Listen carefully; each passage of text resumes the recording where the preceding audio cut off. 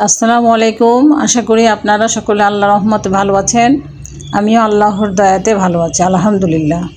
আজকে আমি নিয়ে এসেছি আপনাদের জন্য দারুণ স্বাদের স্পেশাল স্পঞ্জ রসগোল্লা মিষ্টি রেসিপি, যা আপনারা খুব সহজে ঘরে বানিয়ে ফেলতে পারবেন।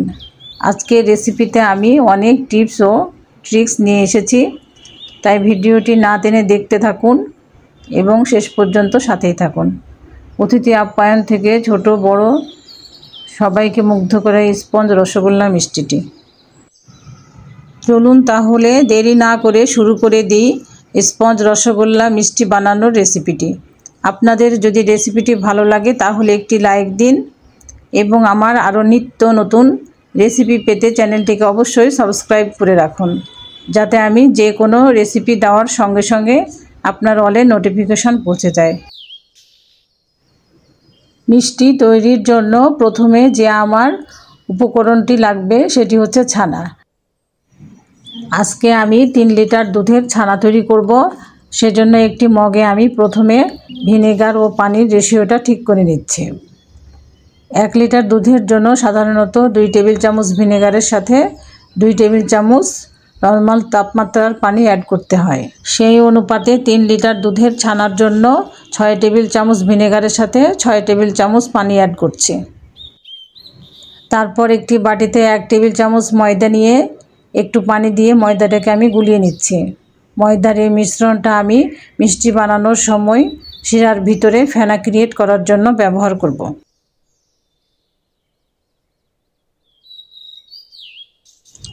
তারপর চুলাতে একটি সসপ্যানের ভিতর আমি 3 লিটার দুধ নিয়েছি।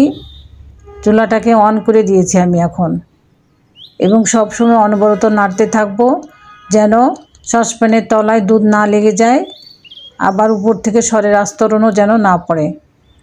দুধটা ফুটে ওঠা পর্যন্ত আমি চুলার হিটটা সবসময় হাইতে রাখবো। দুধটা এখন ফুটে উঠেছে, চুলাটা এখন বন্ধ করে দিব। 2 মিনিট নাড়াচাড়া করে ঠান্ডা করে নিব। আপনারা 1 লিটার দুধের সঙ্গে 1 কাপ পানি মিশিয়ে ফুটন্ত দুধের টেম্পারেচারটা একটু কমিয়ে নিতে পারেন। ভিনেগার ও পানির মিশ্রণটাকে আমি 2-3 বারে উপর থেকে আস্তে আস্তে দিয়ে আলতো হাতে নাড়তে থাকব। ফুটন্ত গরম দুধটাকে কিছুটা ঠান্ডা করে না নিয়ে ভিনেগার দিলে দুধটা বেশি গরম থাকার জন্য ছানাটা ভিতর থেকে কুক হতে থাকে এবং ছানাটা ঠান্ডা হওয়ার পর কিছুটা শক্ত হয়ে যায়। তখন সেই ছানা দিয়ে মিষ্টি ভালো হয় না। দেখুন আস্তে আস্তে দুধটা জমাট বেঁধে যাচ্ছে এবং ভিতর থেকে দলা পাকিয়ে আসছে। এই পর্যায়ে দেখুন ছানার পানিটা কিছুটা সবুজ হয়ে গিয়েছে। এই সবুজ পানিটা খুব পুষ্টিকর। আপনারা মাংসের সাথে কিংবা ডালের সঙ্গে মিশিয়ে খেতে পারেন, কিংবা এমনিতে হালকা গরম থাকা অবস্থায় খাওয়া যায়। ছানা এবং পানিটা পুরোপুরি আলাদা হয়ে গিয়েছে। এখন দেরি না করে ছানাটাকে সঙ্গে সঙ্গে আমি ছেঁকে নিব। সেজন্য একটি বাটির উপর আমি সাদা কাপড় একটি বিছিয়ে নিয়েছি। কাপড় সবসময় সাদা নেওয়ার চেষ্টা করবেন। রঙিন কাপড় নিলে কাপড় থেকে রং উঠে ছানাটা অনেক সময় নষ্ট হয়ে যেতে পারে। এখন ছানাটাকে নর্মাল ঠান্ডা পানি দিয়ে আমি ধুয়ে নিব কয়েকবার। 2 থেকে 3 বার ধুলেই হবে। এইভাবে ধুয়ে নেওয়ার ফলে ভিনেগারের গন্ধ ও টক ভাবটা পানির সাথে ধুয়ে চলে যাবে। আবার ছানাটাকে তাড়াতাড়ি ঠান্ডা পানি দিয়ে ধুয়ে নেওয়ার ফলে ছানার ভিতর কুক হওয়া বন্ধ হয়ে যায়। তখন ছানাটা শক্ত হওয়ার কোনো চান্স থাকে না। এখন ছানাটাকে একটু চিপে নিয়ে 1 ঘন্টার জন্য কোনো উঁচু জায়গার সাথে বেঁধে ঝুলিয়ে রাখবো। বেশিক্ষণ ছানাটা ঝুলিয়ে রাখা যাবে না, তার ফলে ছানাটা ড্রাই হয়ে গিয়ে ছানার ভিতরে ময়েশ্চারটা নষ্ট হয়ে যাবে, তখন মিষ্টিটা ভালো হবে না। এইভাবে ঝুলিয়ে রাখলে ছানার ভিতর যে এক্সট্রা পানি আছে সেটা বের হয়ে যায়। এখন চুলাতে আমি একটি সসপ্যান নিয়েছি এবং অন্য একটি চুলায় আমি মিষ্টিতে যে আমি গরম পানি অ্যাড করব সেটা বসিয়ে দিয়েছি। এখন সসপ্যানের ভিতরে আমি 6 কাপ চিনি নিব। 6 কাপ চিনির সাথে আমি 4 কাপ পানি অ্যাড করব। সব সময় চিনি ও পানির রেশিওটা ঠিক রাখতে হবে। আপনারা ইচ্ছে মতো চিনি ও পানি অ্যাড করবেন না। চিনি ও পানির রেশিওটা ঠিক না থাকলে মিষ্টিগুলো শিরাতে দেওয়ার পর মিষ্টিগুলো গলে শিরার সাথে মিশে যাবে। আপনারা এরকম একটু উঁচু ধরনের সসপ্যান নিতে চেষ্টা করবেন, কেননা মিষ্টি গোল শেপ থাকা না থাকা সম্পূর্ণটা নির্ভর করে পাতিলের উপর। ছড়ানো জায়গায় মিষ্টি বানালে মিষ্টিটা গোল শেপ থাকে না, একটু চ্যাপ্টা টাইপের হয়ে যায়। আমি 4টি এলাচ দিয়ে দিলাম। এখন যে ময়দাটা পানি দিয়ে গুলিয়ে রেখেছিলাম সেটা এখন দিয়ে দিচ্ছি। তারপর আমি 1-2টা বলক আসলে একেবারে চুলাকে লো হিটে রেখে দিব। তারপর মিষ্টি বানাতে চলে যাব। 1 ঘন্টা পর দেখুন আমার ছানাটাতে যে এক্সট্রা পানি ছিল সবগুলো পানি বের হয়ে গিয়েছে। ছানাটা পারফেক্ট হয়েছে কিনা সেটা বোঝার একটি উপায় হচ্ছে, দেখুন ছানাগুলো একটু কাপড়ের গায়ে লেগে নেয়, একেবারে পুরোপুরি ছেড়ে এসেছে। আমার ছানাটা পুরোপুরি পারফেক্ট হয়েছে।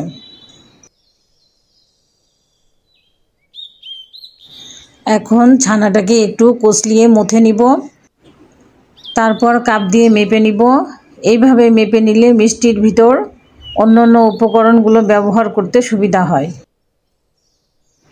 দুধ পুরোপুরি খাঁটি ননিযুক্ত হলে 1 লিটার দুধে 1 কাপই ছানা হবে। আমার এখানে 3 লিটার দুধে 3 কাপ ছানা হয়েছে। দুধটা আমার খুব ভালো ছিল, সেজন্য আমার ছানার পরিমাণটা ঠিক এসেছে। সব ছানাগুলোকে আমি 3-4 মিনিট মথে নিব।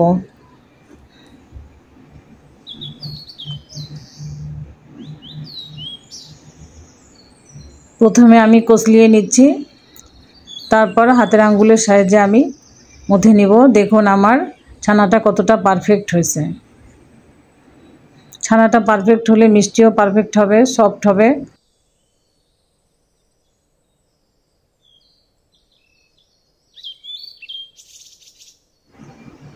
ছানার ভিতর আমি এখন 1 চা চামচ ময়দা অ্যাড করব। খুব বেশি ময়দা দেব না, যেহেতু আমার স্পঞ্জের মিষ্টি, সেজন্য আমি 1 চা চামচ মতো ময়দা অ্যাড করলাম। এবার ময়দাটাকে আমি ভালোভাবে মিশিয়ে নিব। আমার জায়গাটা একটু ছোট ধরনের হয়ে গিয়েছে, সেজন্য আমি অর্ধেক করে ম্যাশ করে নিচ্ছি।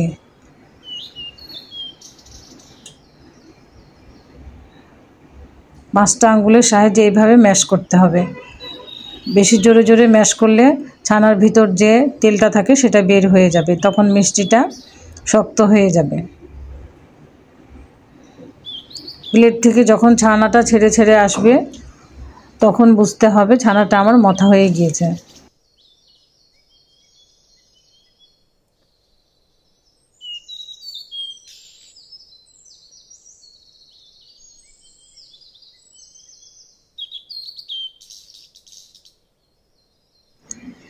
এবার ছানা থেকে আমি অল্প করে নিয়ে লেচি কেটে নিচ্ছি।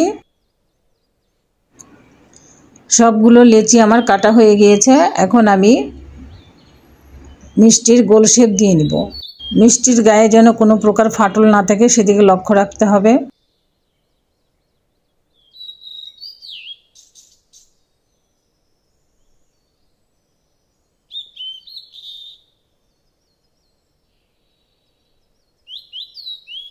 সবগুলো মিষ্টি আমার গোল শেপ দেওয়া হয়ে গিয়েছে। এখন শিরার ভিতর আমি একটু করে মিষ্টি দিয়ে দিব।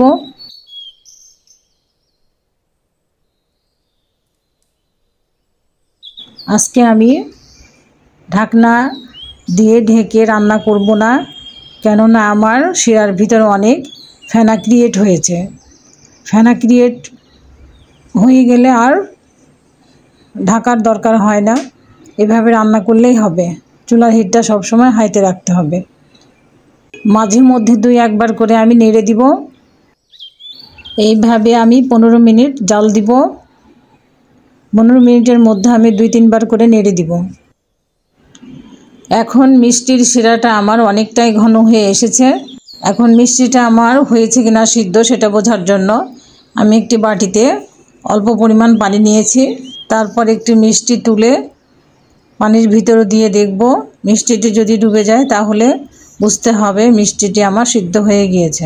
আমার মিষ্টিটা সম্পূর্ণ ডুবে গিয়েছে, মিষ্টিটি ভিতর পর্যন্ত কুকড হয়েছে। এখন আমি অন্য একটি চুলায় যে পানি গরম বসিয়েছিলাম সেখান থেকে 1 কাপ করে পানি নিয়ে আমি মিষ্টির মধ্যে অ্যাড করব। এইভাবে ঘুরিয়ে ঘুরিয়ে অ্যাড করতে হবে, তাহলে প্রতিটি মিষ্টি ভালোভাবে পানি পাবে। প্রতি 2 মিনিট পর পর আমি এইভাবে পানি অ্যাড করব। তারপর আমি শিরাটাকে পাতলা করে নিব। রসগোল্লার শিরা যেহেতু পাতলা থাকে সেজন্য এইভাবে আস্তে আস্তে শিরাটাকে পাতলা করে নিতে হবে, না হলে মিষ্টিটা শক্ত হয়ে যাবে। মিষ্টিতে সব সময় গরম পানি অ্যাড করতে হবে, কোনো সময় ঠান্ডা পানি দেওয়া যাবে না। ঠান্ডা পানি দিলে মিষ্টি চুপসিয়ে যাবে।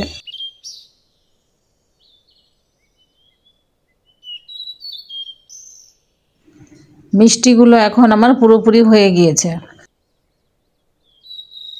একটি বলে আমি 2 কাপের মতো ঠান্ডা পানি নিয়েছি।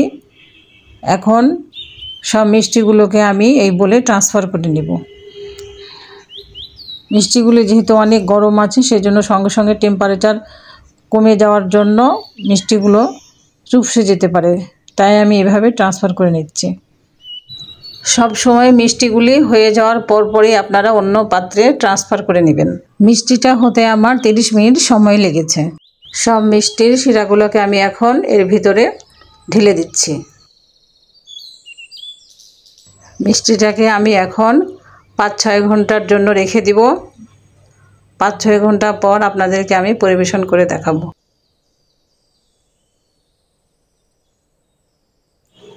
5-6 ঘন্টা পর আমি ফিরে এলাম। দেখুন আমার মিষ্টিগুলো কতটা গোল হয়েছে, সুন্দর শেপের হয়েছে।